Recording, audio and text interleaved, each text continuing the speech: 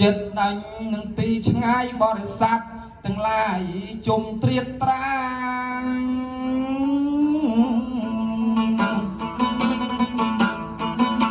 ជាបីខ្ញុំបាបឈន់តុលាគឺថាច្រៀងទៅក្រែងមានកំហុស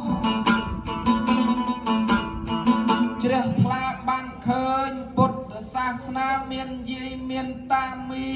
ដែលដាស់ខ្ញុំពុទ្ធសាសនាក៏បានចេះខ្លះណែមិនសូវខ្វះទេត្រង់កន្លែងណាមិនអួតខ្លួនតែរៀនចប់សពគ្រប់ចេះជាបីជួយតបកំដរអារម្មណ៍ជាពិសេសកំដរតាមរោងបុណ្យកំដរមីងអ៊ំកំដរយាយតា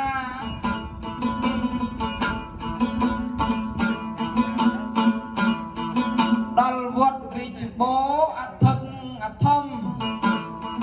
បានរកឲ្យខ្ញុំច្រៀងជាបីកាលណា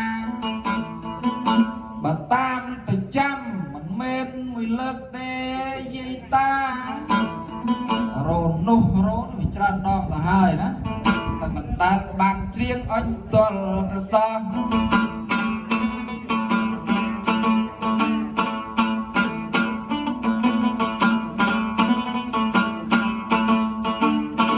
ដូច្នេះកម្មវិធីយើងមួយថ្ងៃនេះចាប់សពគ្រប់ដល់ប្រឡប់បន្តជា